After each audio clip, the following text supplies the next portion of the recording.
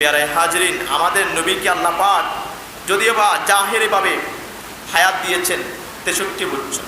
আমরা সকলে জানি নবীজির হায়াত 63 বছর। নবীজির জিন্দেগি হলো, জীবদ্দশায় যে জীবন ছিল সে জিন্দেগি হলো কয় বছর? 63 বছর। নবীজি জন্মগ্রহণ করেন 570 খ্রিস্টাব্দে 12 রবিউল আউয়াল, রোজ সোমবার, কুরাইশ বংশে হযরতে আব্দুল্লাহ রাদিয়াল্লাহু তাআলা আনহুর ঘর থেকে হযরতে আমেনা রাদিয়াল্লাহু তাআলা আনহার নসল থেকে দুনিয়ার জমিনে তশরিফ নিয়ে আসেন।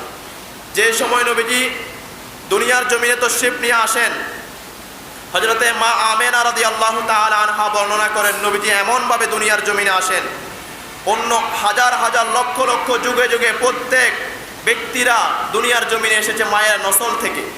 আসার সময় নাপাকি অবস্থায় দুনিয়াতে এসেছে, কিন্তু মুহাম্মদে আরবি সাল্লাল্লাহু আলাইহি ওয়াসাল্লাম এমন এক সূরতে দুনিয়ার জমিনে এসেছেন, তিনি নাপাক হন নাই এবং নাপাকও করেন নাই। জোরে বলুন না সুবহানাল্লাহ।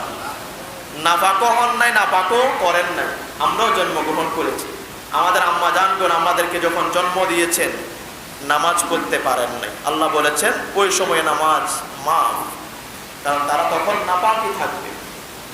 প্রায় 40, 41, 45 দিন পর্যন্ত আমাদের মারা সন্তান প্রসব করার পরে নাপাকি অবস্থায় থাকতে হয়, তাদের জন্য নামাজ তখন মওকুফ।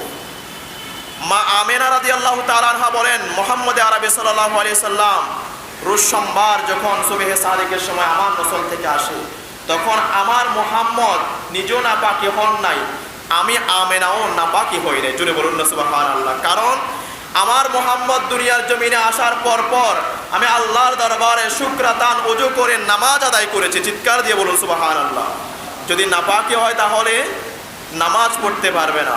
আমেনা বলেন, আমি শুকরাতান নামাজ পড়ে আমি ঘোষণা দিলাম যে আমি নাপাক হই নাই, আমার মুহাম্মদও নাপাকি হয় নাই।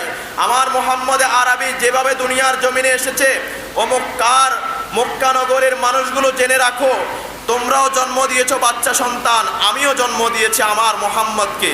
আমার মুহাম্মদ দুনিয়ার জমিনে যখন এসেছে, তার শরীরের মধ্যে জান্নাতি রেশমি কাপড় দ্বারা সমস্ত শরীর ঢাকা ছিল। জোরে বলুন না সুবহানাল্লাহ।